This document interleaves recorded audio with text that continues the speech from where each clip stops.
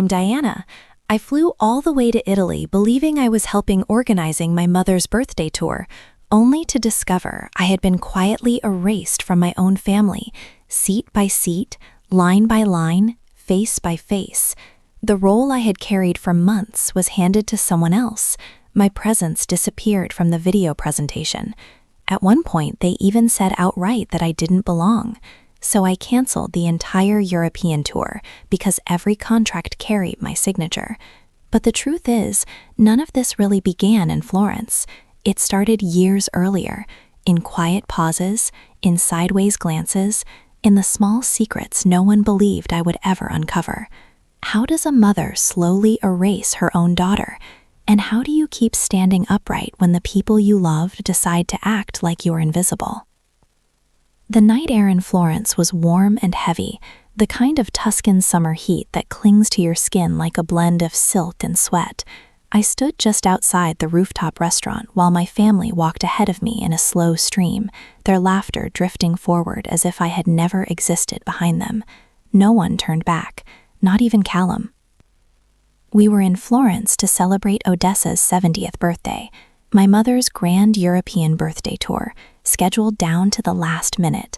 Every single detail had been chosen by me: the flights, the villas, the menus, the reservations at places that took months to secure, even the damn floral arrangements placed at every dinner table.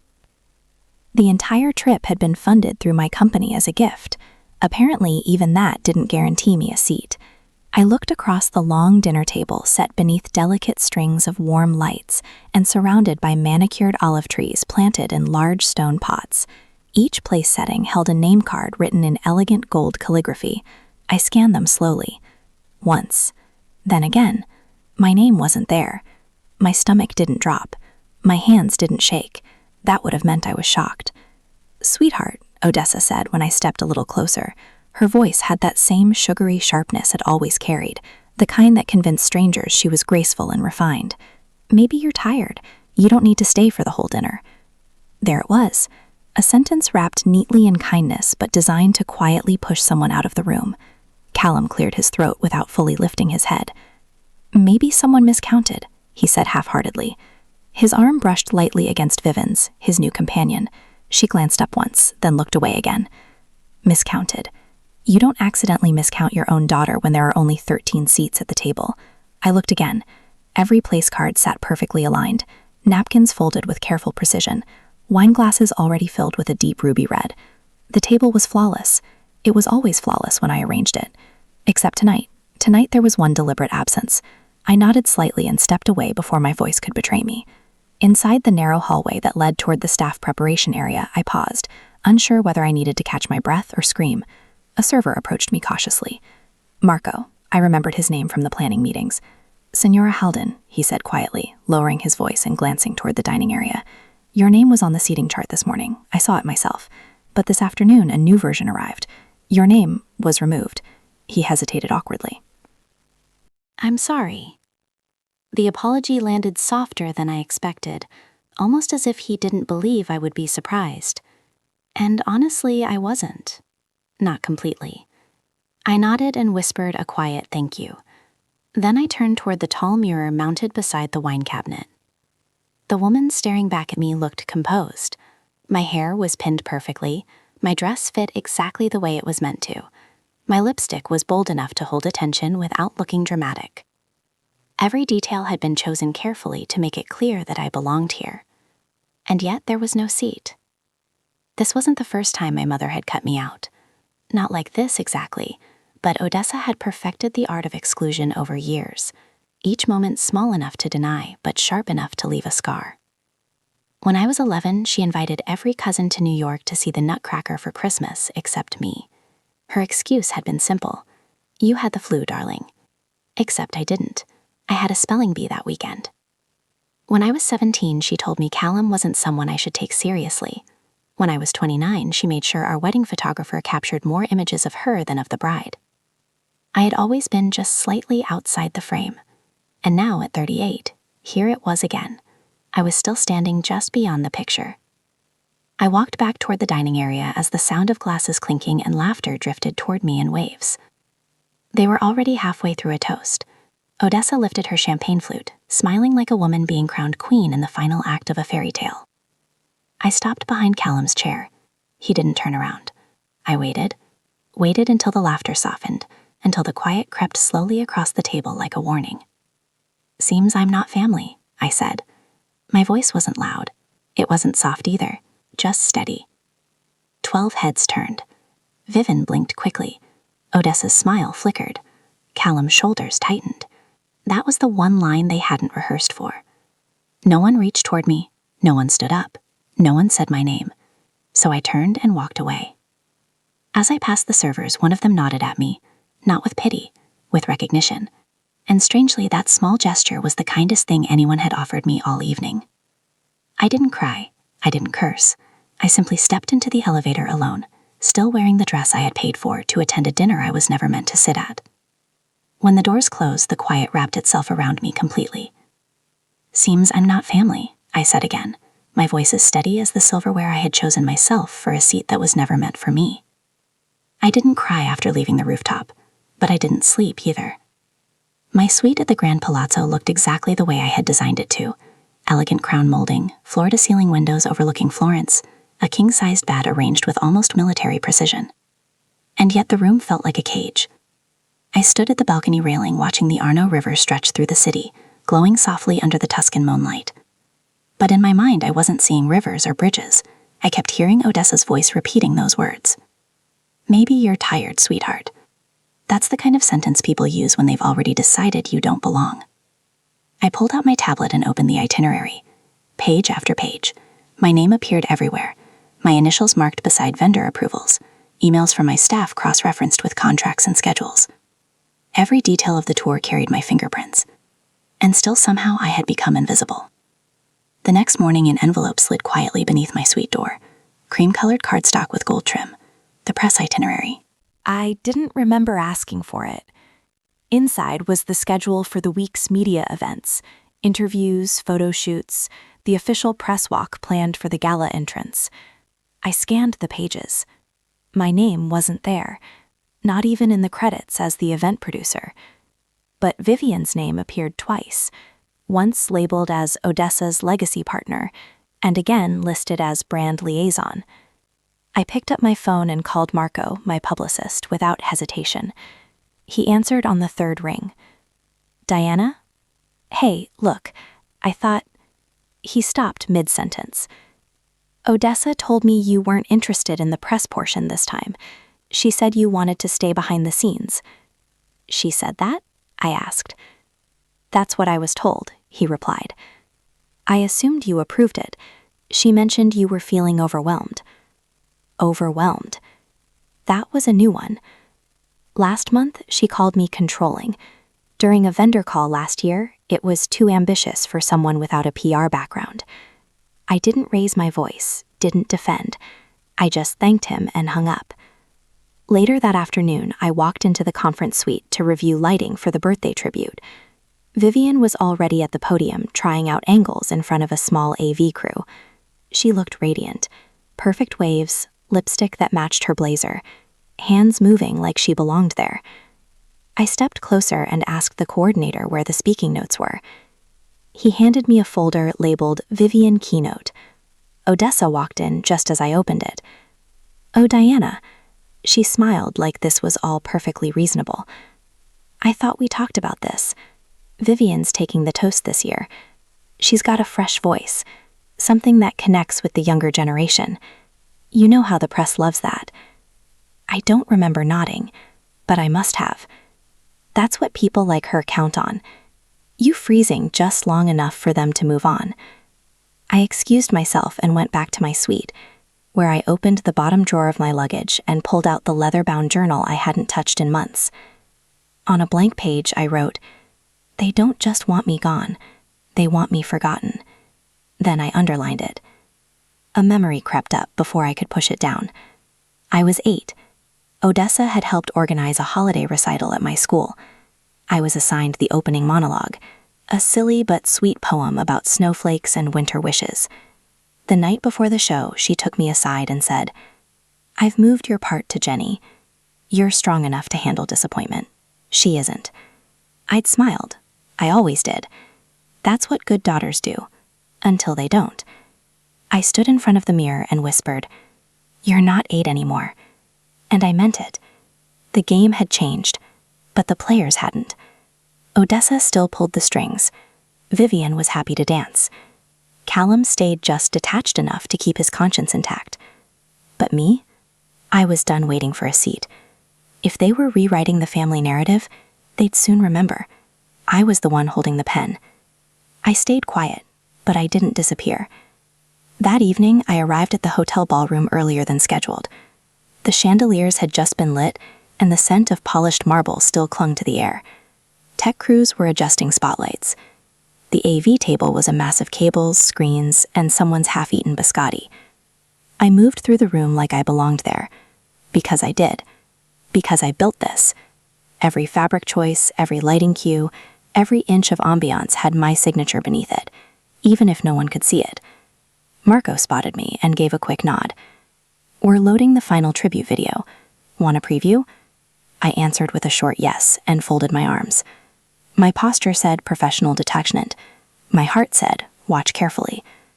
The screen flickered to life. The first images were old footage. Super 8 home movies Odessa used to have transferred years ago.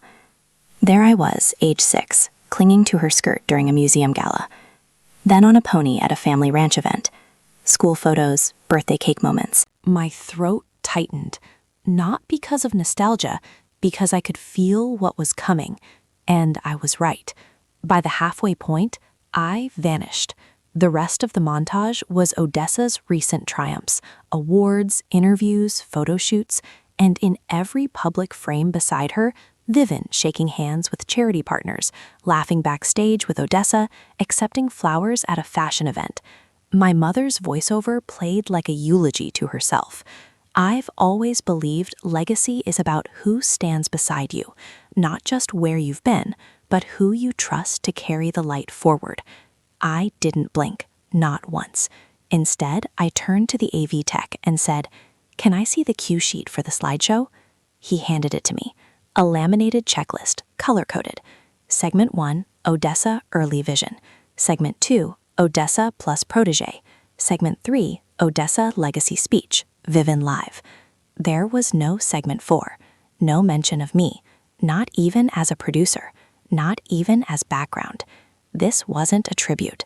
This was a transfer of power. I took a photo of the cue sheet with my phone. 2 angles, no flash. "You okay?" Marco asked, his voice trying to be casual. "I'm great," I replied, just confirming we're on schedule. He gave me a look, the kind people give when they know something's off but don't want to be the one to name it. Then he turned back to the monitors. My steps were slow as I left the ballroom, not because I was tired, because I was calculating. Back in my suite, I opened the archive folder on my tablet, where I kept documentation from every major event I'd ever designed. I uploaded the photo of the cue sheet, labeled it Odessa Tribute Erasure Proof. It wasn't for revenge, it was for memory, for the record, for the next time. Someone asked, "Are you sure this wasn't just a mistake?" Because it never was. A knock on the door broke the silence. Room service. I hadn't ordered anything, but the staff smiled and handed me a covered tray. Beneath the lid, 1 espresso, 1 handwritten card. Vivian's handwriting. "She's earned this. Please don't make it about you. V." I laughed. It wasn't loud, it wasn't bitter. It was just tired. Because this is what happens when people are trying to replace you. They don't fight you directly. They fade you out gradually, softly, so that when you're gone, no one notices you left. The next morning, I remembered something I hadn't thought of in years. My first solo feature in Chicago Celebrates magazine. I was 26. I'd landed the piece on merit. No name dropping, no strings pulled. I was so proud I printed a high-gloss copy, framed it, and mailed it to Odessa with a note that said, "In case you want to add it to your office." She never replied. Years later, while helping her assistant move boxes into a storage unit, I found it still wrapped in brown paper, never opened. She'd labeled it Miscellaneous Press, Diana Miscellaneous. I returned to the present with that memory still hanging on me like smoke. Vivian had a section, a title, a platform, and I had a drawer and a dusty closet no one opened. But here's the thing about closets. They don't stay closed forever. I wrote a new note to myself in my journal.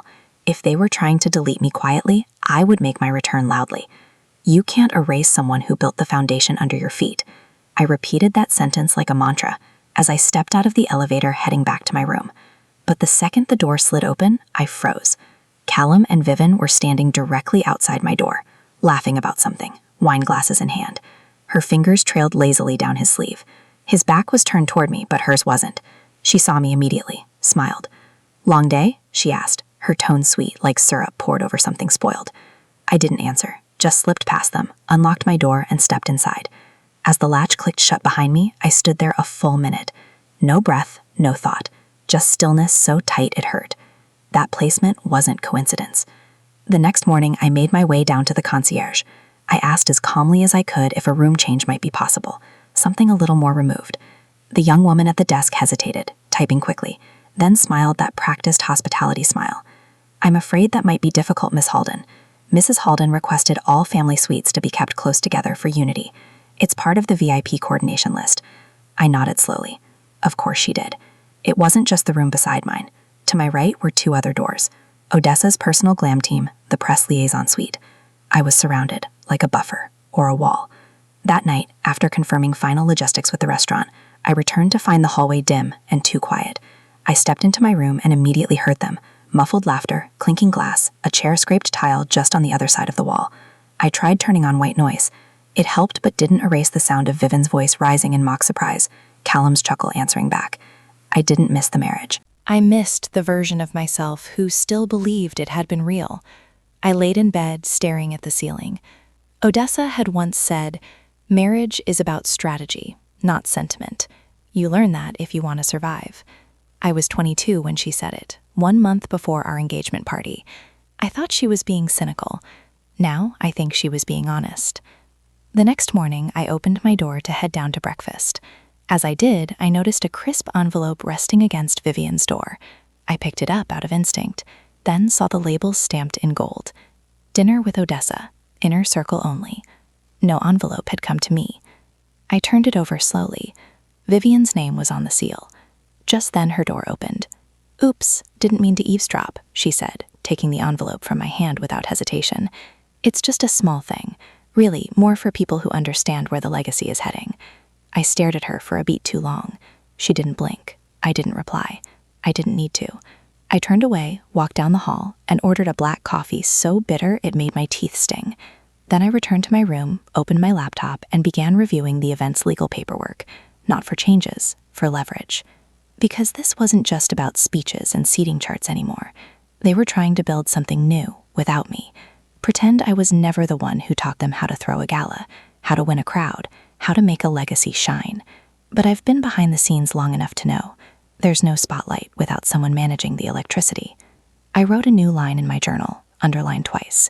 They think they're winning because I'm quiet, but I've been planning events for decades. The biggest scenes happen behind the curtains. They put me next to the mess they made, maybe so I'd watch it burn, but I've lit enough stages to know exactly when to cut the lights. I was up before sunrise. The city hadn't stirred yet, but I had. I slipped into the conference suite where the final printouts were being assembled. Event brochures, media kits, name placards, sponsor packets. Everything looked polished, flawless, expensive. Except for one thing. My name wasn't anywhere.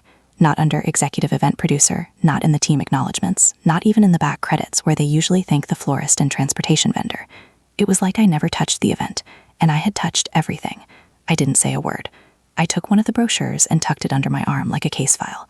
10 minutes later, I was back in my suite when my phone dinged with an incoming email. Subject line, updated visuals, confirm ASAP. It had come from Odessa's assistant. But what caught my eye was that I'd been CC'd accidentally. I opened the thread, scrolled, and there it was. Odessa's message sent 4 days ago. "Let's keep Diana out of the promotional visuals. It confuses the brand hierarchy. Focus on Vivian. She's the right tone for press optics." Beneath it, a reply from the hotel's PR coordinator. "Understood. Vivian will be positioned as the primary contact moving forward. No stutter, no caveats, just clean removal, like cutting a name from a seating chart." I stared at the screen. My fingers didn't tremble. I didn't swear or shout or even blink. Instead, I hit reply all, typed, "Thanks for the update. I'll be reviewing all visual and legal placements moving forward." No exclamation point, no smiley, just a period, a full stop. Because the most powerful thing you can say to someone who is pretending not to notice you is, "I see you." Within 5 minutes, I had 3 missed calls from the assistant, 2 from Odessa's number. I didn't answer. I took my time, got dressed, ate breakfast. Then around 10 a.m., I stepped out onto the rooftop viewing deck where I knew she'd be. She was standing alone, staring out at the skyline like a matriarch surveying her empire. "Darling," she greeted me with that smooth, effortless charm she wore like perfume. "You've been so quiet. I hope you're not letting the press visuals get under your skin. It's just optics, not affection." I walked up beside her, let the pause stretch until it turned uncomfortable. "You don't get to call it affection when you're deleting me," I said. She turned to look at me. There was a flicker in her eyes, surprise maybe, or the realization that I wasn't here to be soothed. "I'm not trying to delete you," she replied. "I'm trying to preserve momentum. Vivian, she connects faster. Younger demographic. The press listens to her." I gave a small, tired laugh. "You mean she doesn't remind them of you?" "I do." Her silence answered me more than any defense could have. For years, I kept thinking I was climbing a ladder toward my mother's approval.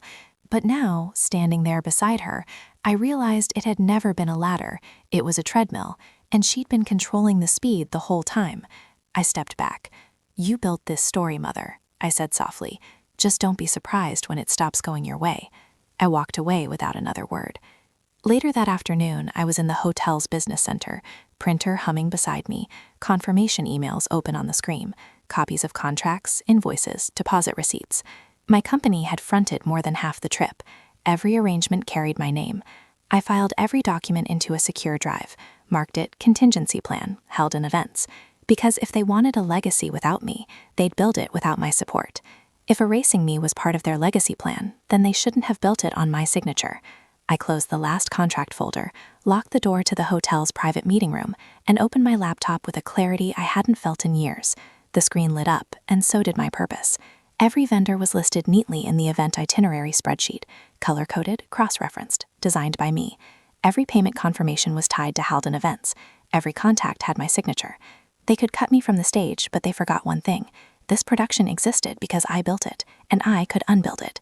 One by one, I began. First, the vineyard in Tuscany. I called the manager directly. He greeted me by name, warm and professional. I thanked him for the impeccable service and informed him the Caldwell Group would no longer require the space. I arranged for the full deposit to be refunded to my business account. Second, the yacht in Capri. The reservation for the private sunset cruise canceled. The deposit was already scheduled to hit my account in the morning. Third, the villa, gone. Fourth, the Vatican's private art tour. I emailed the cultural liaison and explained there had been a change in itinerary. She responded within minutes, apologizing for any inconvenience and confirming the cancellation. Every call was clean, every message polite, professional detachment wrapped in silk. By the time I logged off, the fallout had already begun. The emails would start trickling in by evening, confused assistants, nervous planners, and eventually Odessa herself. But I was done with explanations. They erased me from the credits, so I removed them from the experience. Later that evening, I slipped into the hotel's bar to order mint tea, needing something warm and grounding. I hadn't even taken a sip when I heard it. "That's got a sting, huh?" I looked to my left. Vivian perched on a velvet stool, swirling a glass of wine with one hand, her posture loose, smile sloppy. She was tipsy, just enough to lose her filter.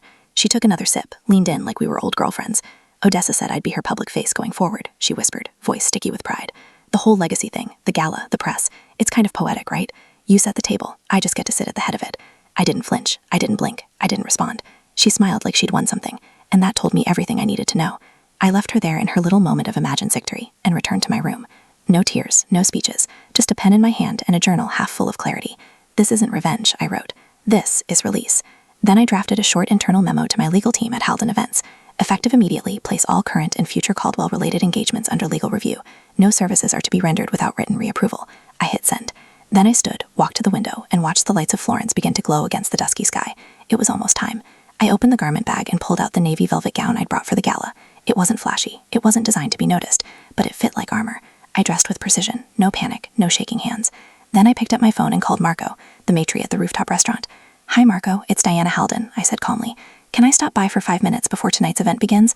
I'd like to confirm a small change in logistics." "Of course, Miss Halden," he said, warm and eager. "Anything you need." As I hung up, I glanced at myself in the mirror. Not the version they'd tried to erase, not the girl begging for a chair, but the woman who designed the entire damn table. They planned to humiliate me publicly, so I made sure the fallout would be just as visible.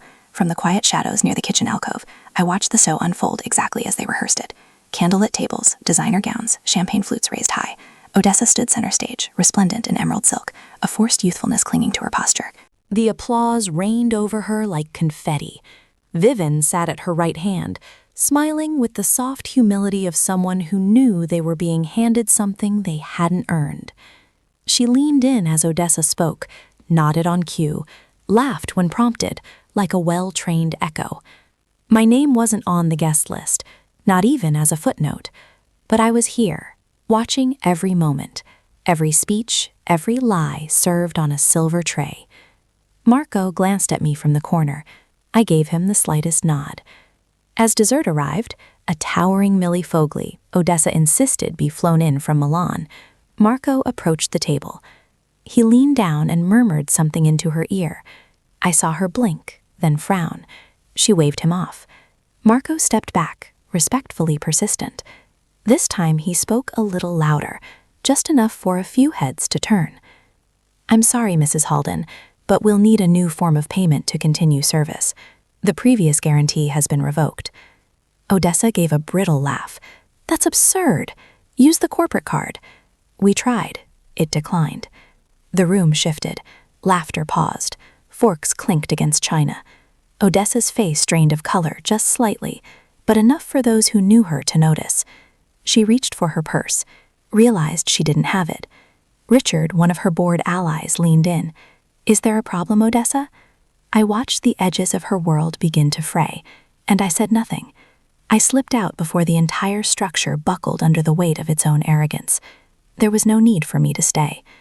The next morning, it began. My phone buzzed before I finished my espresso. "Don't panic," my PR consultant said, voice clipped and fast. "Odessa's team is trying to control the damage. They're feeding a story to a few blogs." "What kind of story?" She sighed. "That you snapped. Emotional distress. Overstepped. There's already a headline. Event planner snaps at Mother's Gala." I didn't answer right away. I just closed my eyes and let the silence wrap around me like armor. "They're spinning it hard, Diana. You need to respond before it gets traction." I didn't. Not yet. An hour later, a friend from New York sent me a screenshot. An anonymous quote, conveniently timed, published in a society column. "It's hard watching someone unravel, especially when they used to be so promising." Attributed, of course, to a source close to the family. I stared at it, read it twice. Then I opened my voice memo app and hit record. "My name is Diana Halden," I said quietly, "and I'm not unraveling. I'm remembering." Later that afternoon, I met with someone who owed me a favor. A journalist. Quiet, principled, tired of being told to keep things pretty. I laid it all out. Emails, vendor contracts, payment records, timestamps. I didn't ask for a hit piece. I don't want drama, I told him. I want clarity, and I want the truth to be louder than the myth she's trying to sell. He nodded. "You're not the first person Odessa tried to rewrite." That night, I slept with my phone face down. No alerts, no noise. Let them scramble. Let them spin. They wanted to break me in public, so I handed them the spotlight and let the truth echo. By the time I opened my eyes, the sun had already claimed half the room. My phone was glowing with missed calls, unread messages, and one lone voicemail from Odessa. I pressed play, letting her voice float through the stillness. "This is embarrassing, Diana. Please stop." No apology, just control disguised as concern. The kind of message you leave when you're more worried about what people think than what you did. I didn't call back. Instead, I sat at the small desk by the window, sipped coffee, and reread the statement I'd written weeks ago, the one I had never intended to use until now. At noon, Odessa announced a reconciliation brunch in the hotel's conference lounge. A curated list of guests, select press, just enough velvet and glass to make it look like diplomacy instead of damage control. I wasn't invited, but I walked in anyway. The moment the door opened, forks paused mid-air. Conversations clipped off like a power outage. Odessa turned in her seat, lips tight, hands folded with intentional calm. Vivian blinked. Callum looked down at his plate. I didn't rush. I crossed the room slowly, heels echoing louder than anyone's voice. A folder rested under my arm. I stopped beside Odessa's table, set the folder down with a soft thud. "You all deserve to know what really happened." Odessa stood. "Diana, this isn't the time. It never is, according to you, but I'm done asking." I opened the folder. Page by page, screenshots, invoices, bank transactions, emails.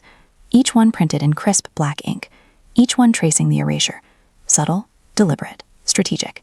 "This," I said, holding up the copy of her email to the press team, "is how you remove someone without saying their name."